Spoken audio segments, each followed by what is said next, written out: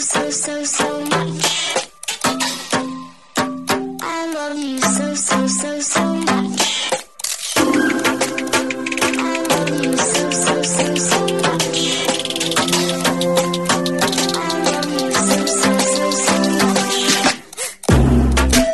Hello, all you positive heads out there. Thanks for tuning your beautiful brainwaves into another episode of the Positive Head Podcast, where we are firmly convinced that creating success and happiness is rooted in understanding the ultimate nature of reality and the fact that as human beings, we are all immensely powerful fractals of the one and only source consciousness, which creates and animates all things. Now, of course, understanding this powerful truth is one thing. Applying this incredibly empowering wisdom to everyday life? Well, that's another, which is exactly why we provide you with a fresh serving of soul food for thought 5 days a week to help constantly remind you of what matters most. You are it. And I'm your host, Brandon Beecham. I'm the reflection and extension of you who will be here each Wednesday interviewing a different consciousness changemaker. And on the other 4 weekdays, leading the way to ensure that your perspective is consistently expanded, your vibration is constantly elevated, and your heart is overflowing and full.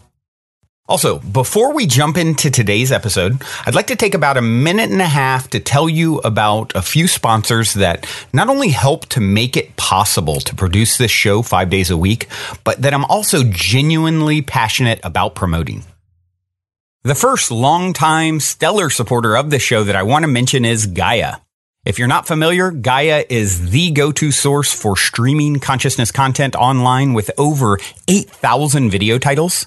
And you can sign up for your first month for only 99 cents at gaia.com/positivehead.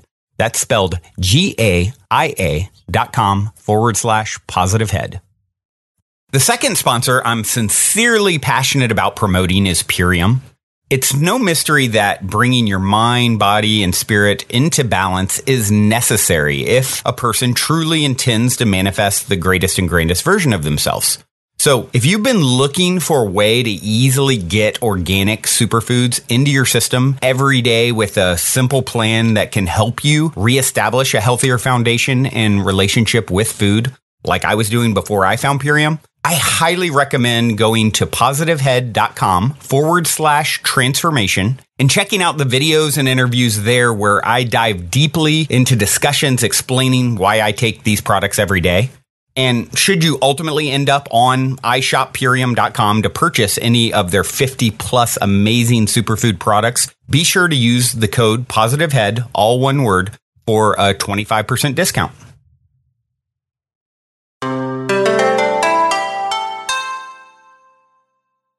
All right, all you positive heads, welcome, welcome. It is a magical Monday here in the studio. So grateful to be with you all as always. Here we grow again.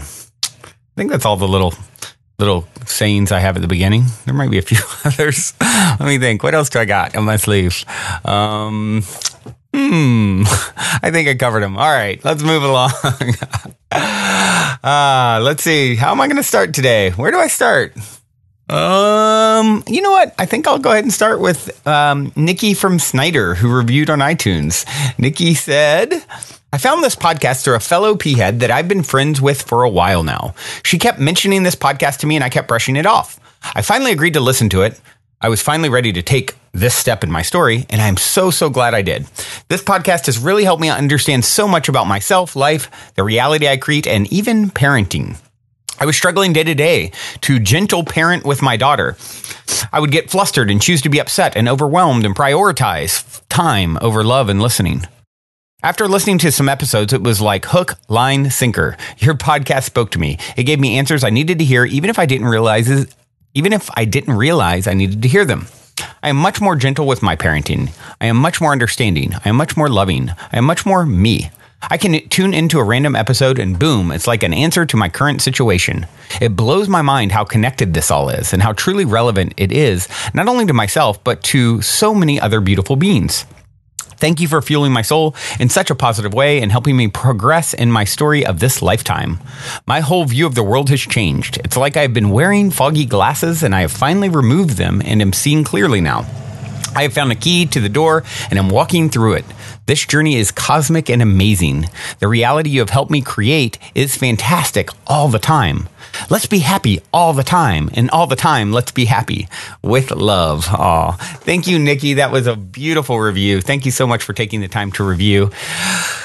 It's such an honor to play a role in your unfolding story, and that is the beautiful thing about doing this work. It's like putting out, a vibration, and those who are in vibrational alignment, ready, as you said, finally ready to sort of tap into it.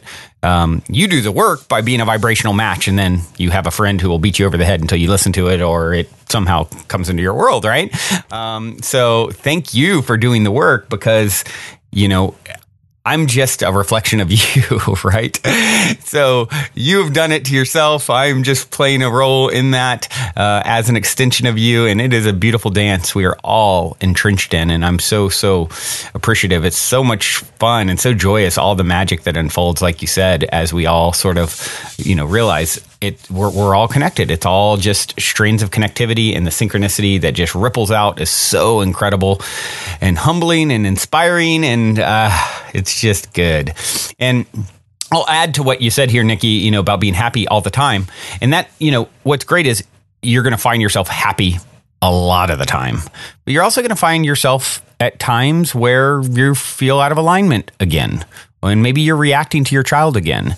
And what's great about that is these are speed bumps, right? It's like, as Abraham talks about it, when you start seeing that you're out of alignment, it's kind of like if you drift off asleep when you're driving on the freeway, interstate, and all of a sudden you hit those bumps on the side of the road that wake you up, right? Look at it as that. When you are out of alignment, you're not feeling happy.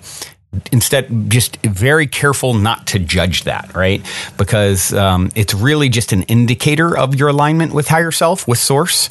And, higher self source is in a state of peace, perpetual peace. It doesn't, anytime you're out of alignment with that, you're going to start feeling discontent, dis-ease, anger, or, dissatisfaction, any of those things. And those are great tools, actually. They're a necessary part of the journey, right? We can't know that which we are unless we know that which we are not. And this actually, of course, segues perfectly into what I want to talk about today, which is this idea that Alan Watts talks about as the backwards law. And this popped up this morning as I sat down with my cup of coffee to just see what wants to come through. The first thing I saw on social media was from my co-hostess with the mostess on the P-Head Posse Friday episodes, Alexa Hauser wrote or actually posted this thing, and I'll just go ahead and read it. This is a total mind F. So I'll give you a minute to unpretzel your brain and maybe read that again. Wanting positive experience is a negative experience. Accepting negative experience is a positive experience. It's what the philosopher Alan Watts used to refer to as the backwards law. The idea that the more you pursue feeling better all the time, the less satisfied you become. As pursuing something only reinforces the fact that you lack it in the first place. The more you desperately want to be rich, the more poor and unworthy you feel, regardless of how much money you actually make. The more you desperately want to be sexy and desired, the uglier you come to see yourself, regardless of your actual physical appearance. The more you desperately want to be happy and loved, the lonelier and more afraid you become, regardless of those who surround you. The more you want to be spiritually enlightened, the more self-centered and shallow you become in trying to get there.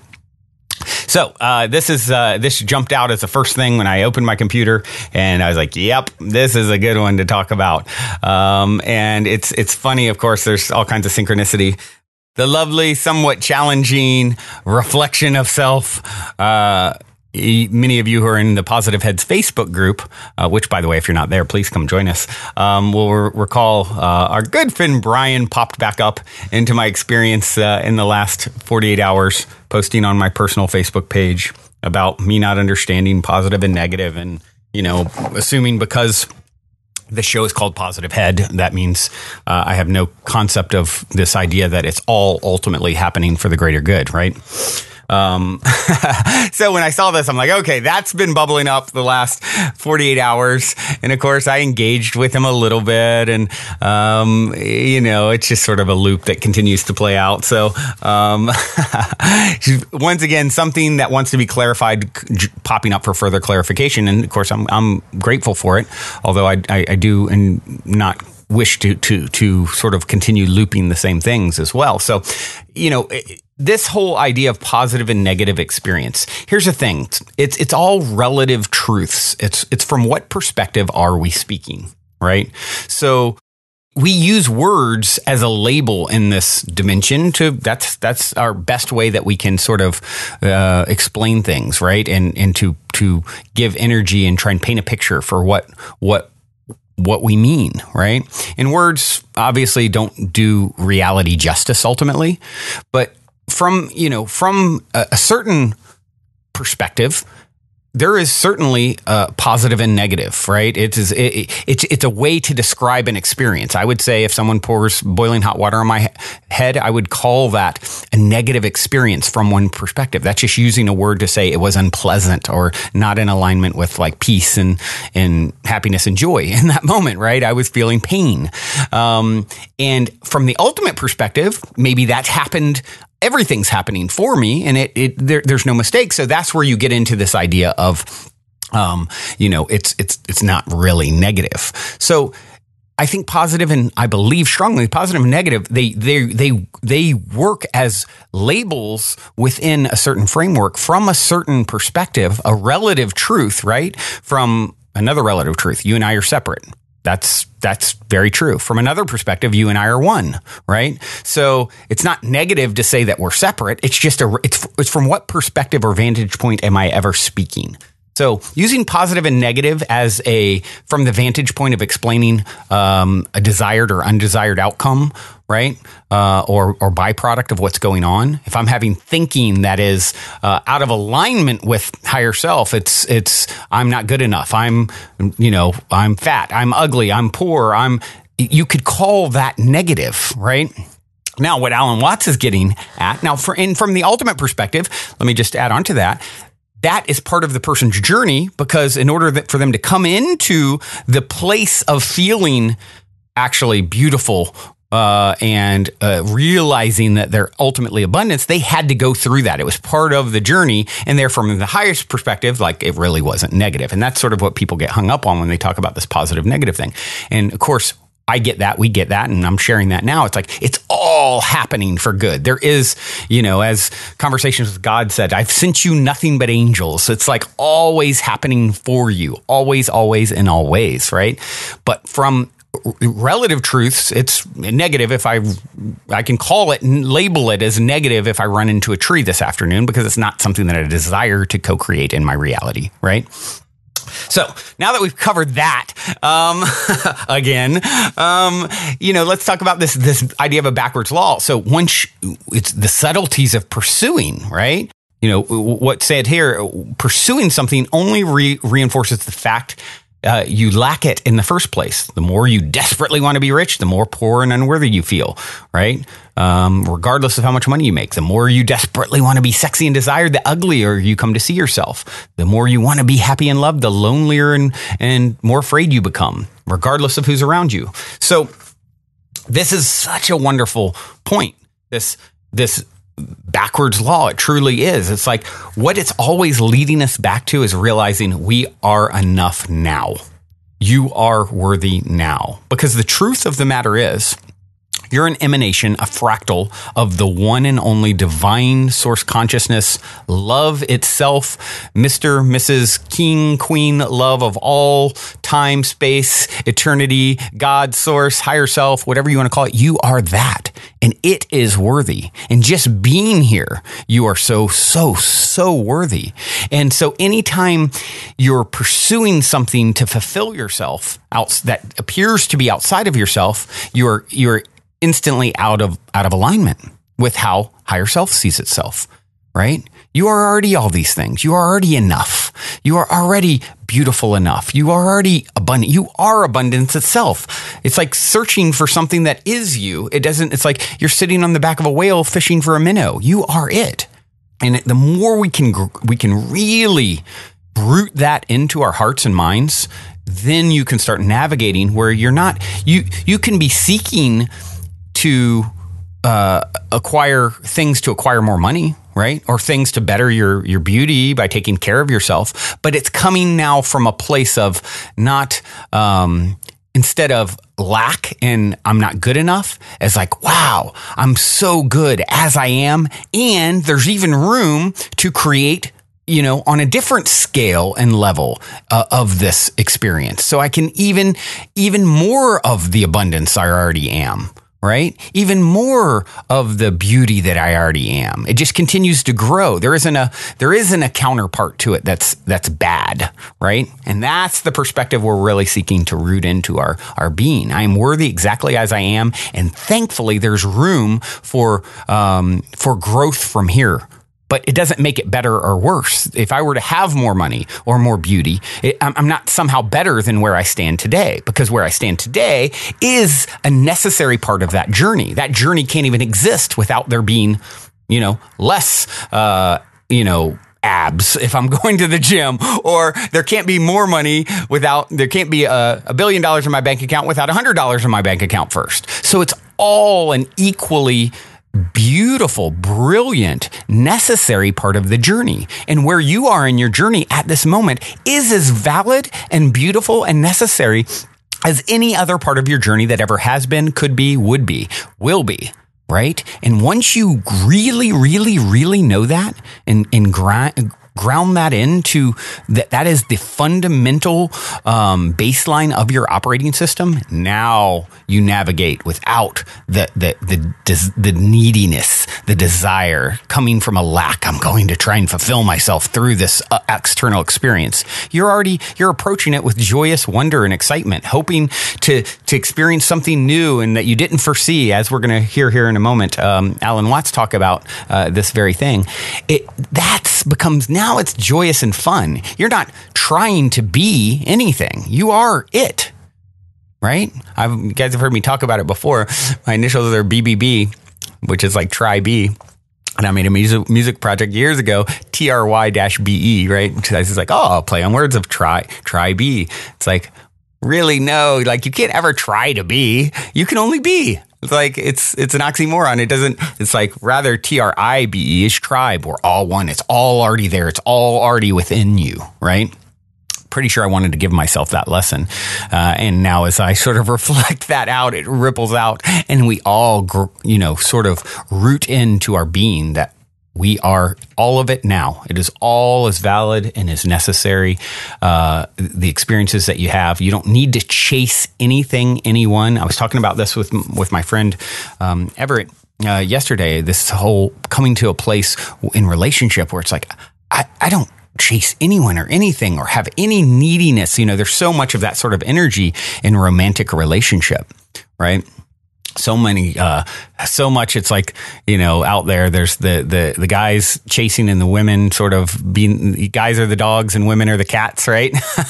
Kind of fickle, and maybe they'll come up next to you. Maybe they'll be like, want nothing to do with you. And guys are like these panting dogs, like chasing all the time. It's like, when you're completely fulfilled in yourself, you don't need to chase anything. You can curiously explore. You can be the dog that's like, what's over here? What's going on? Let me sniff this out, right? Oh, okay. That's not really something that is in alignment or feels right for me. Cool. All right. You don't need to chase it. You don't need to chase anything anywhere.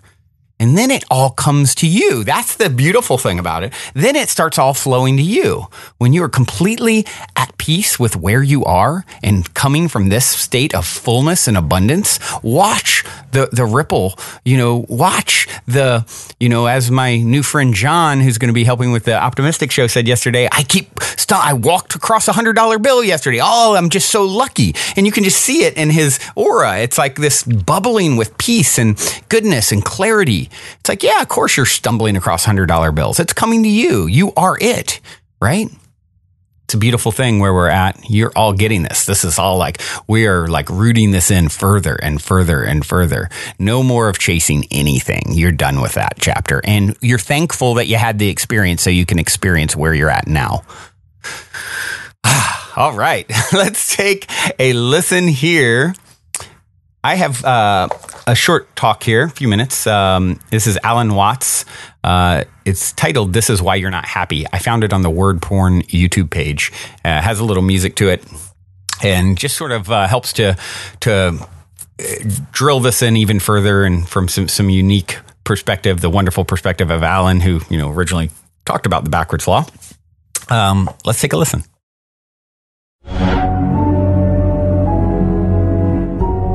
Desire.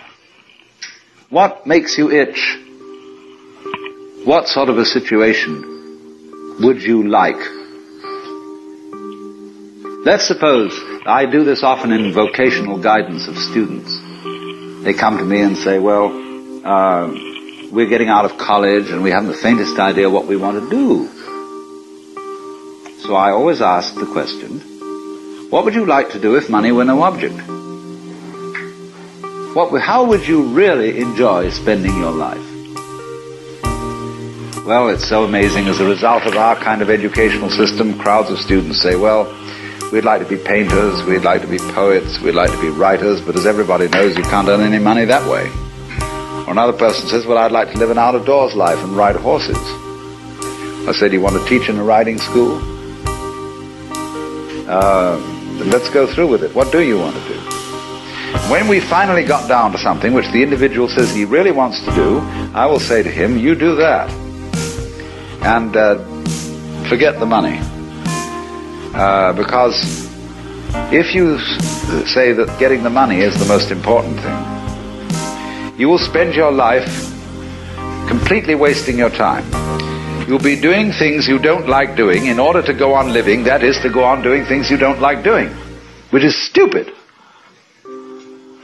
Better to have a short life that is full of what you like doing than a long life spent in a miserable way.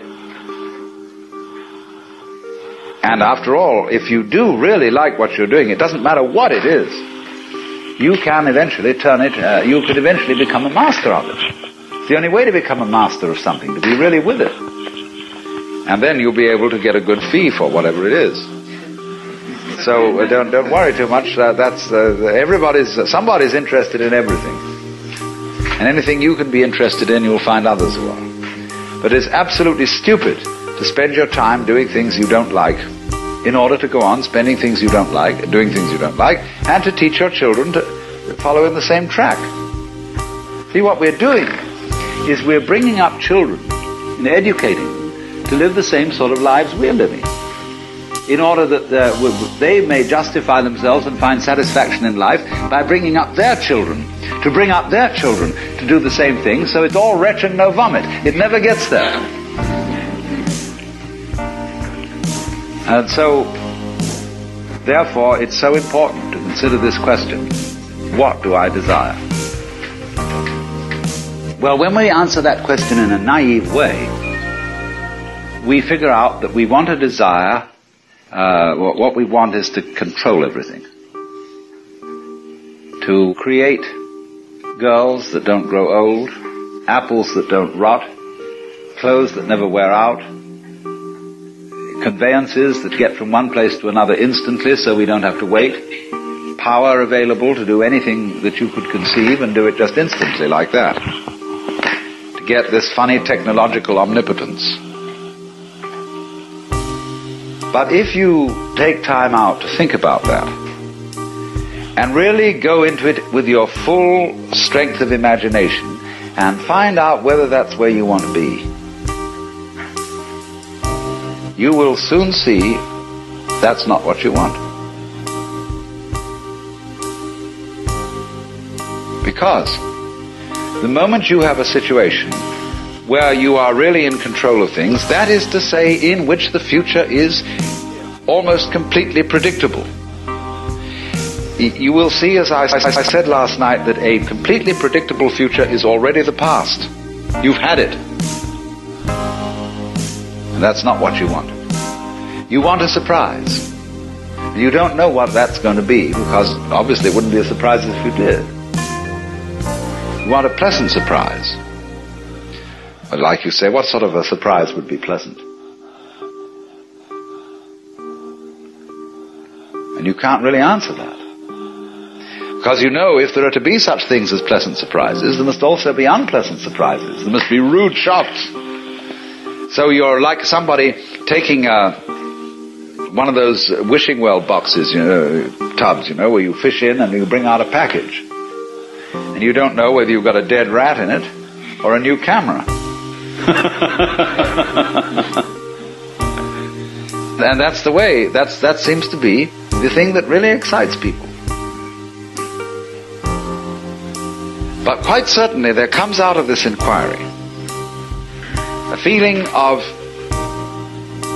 real disillusionment with the ideal of power. To be in power, to be in control, is not something that any sensible person wants. Imagine the situation of Big Brother. Mr. J. Edgar Hoover, Heinrich Himmler, to be glued day and night to a highly defended office with telephones, television screens, watching, peeking, spying on everyone and anything, getting all this information together. Why? You could never leave the office. I mean, the people character, I suppose, like J. Edgar Hoover, goes home in the evening, and but when he's back home, there are guards sitting outside the door. There's that hotline telephone going to something. He's always having to be in control. And so when you think things through like that, you understand you do not want power. You don't want to control everything. And therefore these Zen Buddhist masters that I met and others were not super occultists. And very many Westerners who visited Japan expecting to get a satori, as a result of which they would know everything and control everything, were grievously disappointed and said there's not much in this after all.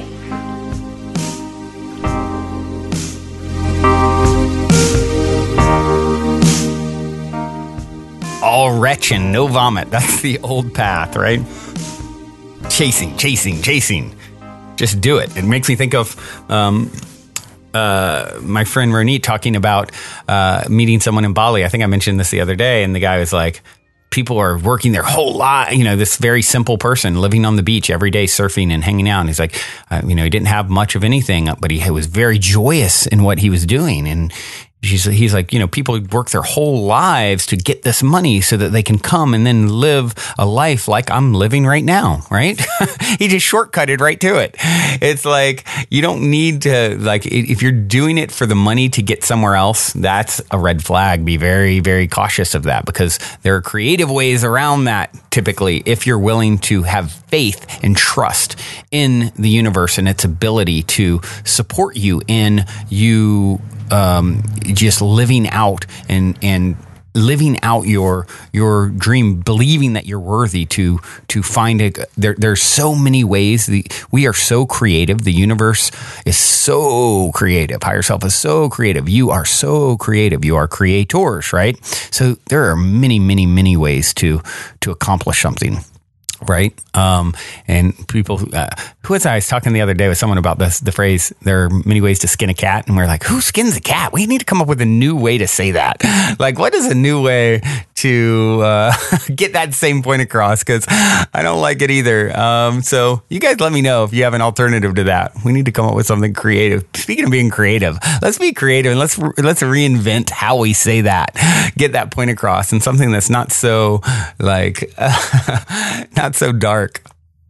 I love how he says here, figure out what do you desire, and then realizing, really getting in tune with what you desire, and not the sort of the in-betweens, right? The barriers that are sort of in between it. That's really a key point that he's making here, that a lot of us, I know for me, a lot of my life, I've thought I needed to get the money to do the things that I wanted to do, right? And then it's like an endless loop of chasing that money to do it. I don't want to see others make that mistake. And it's a tricky one. It's subtle. There's a lot of nuance there. It's not easy. It's not supposed to be it hasn't been easy, at least for me. It doesn't mean that has to be the case for others. Others can figure it out maybe in 2 seconds, right?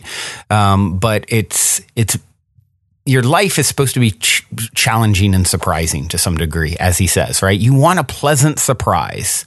And in order for there to be a pleasant surprise, as he said, there must be unpleasant surprises.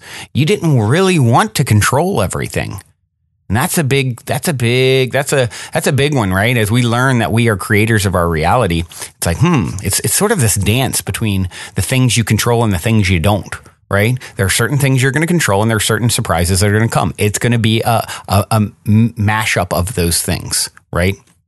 So when you start learning the art of living, the art of navigating 3D reality is learning how to do that dance in a way that understands it's a combination of those things. You're learning how to consciously create, and you also know there's things beyond your control that are going to come in that are somehow a reflection at some level of you, whether something, a vibrational offering of, years back in your life, maybe a previous existence, physical incarnation, but you trust whatever's coming through, right? So in that way, you don't necessarily control everything. I mean, if I did something in a past life and all of a sudden I'm seeing a reflection of it and it wants to come and be balanced out.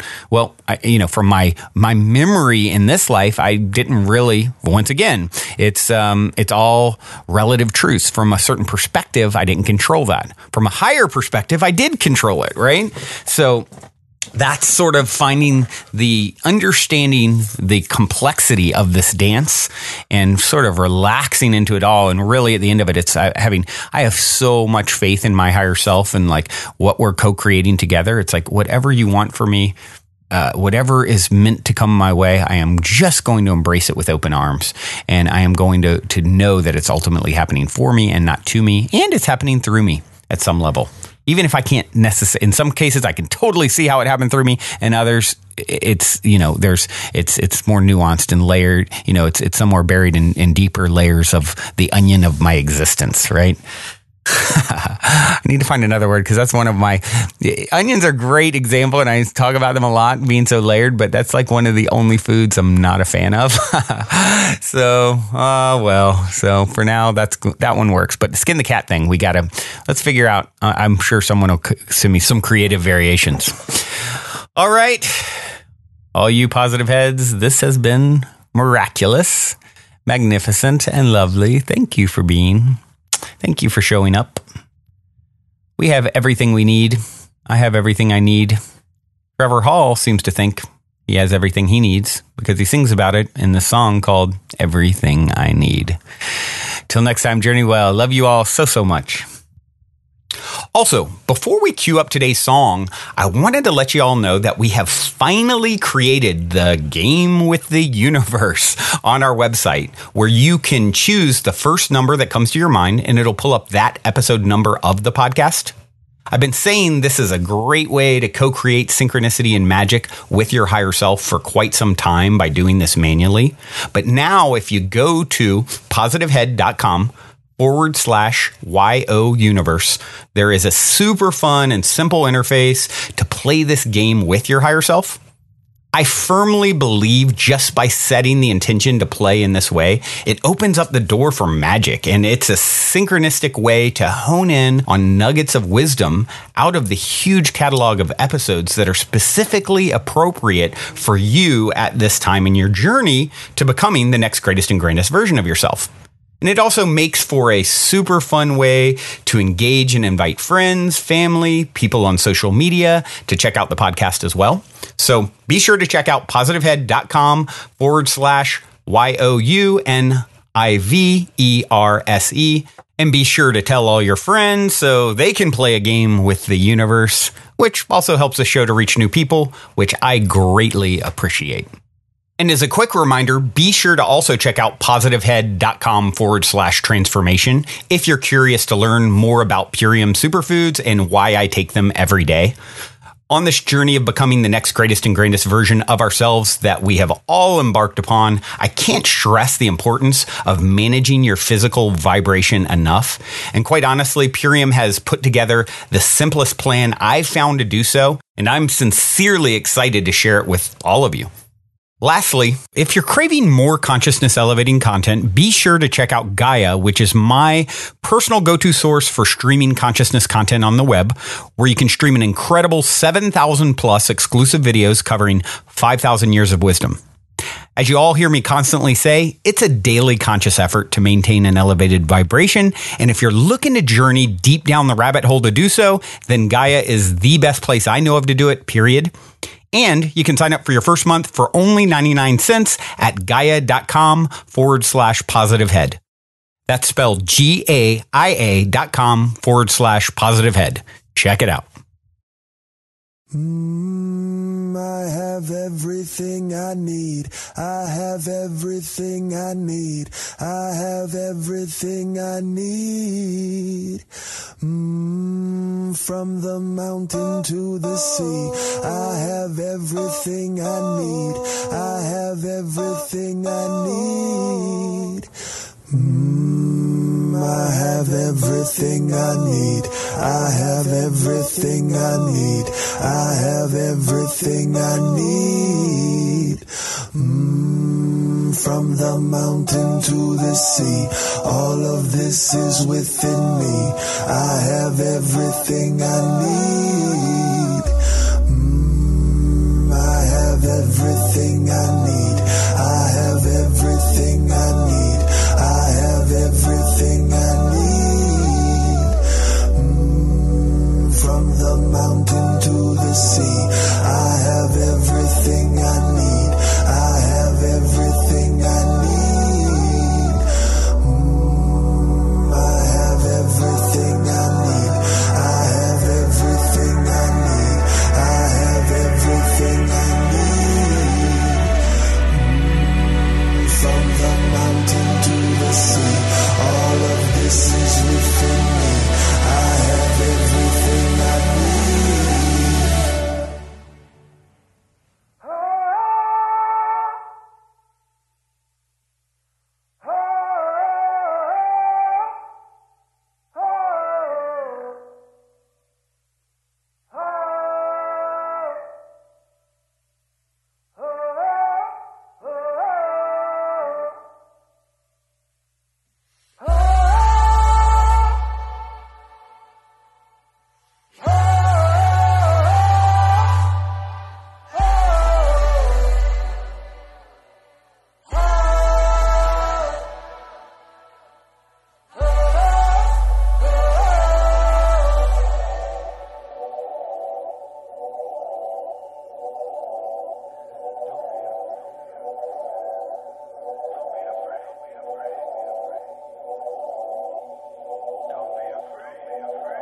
The fruitful darkness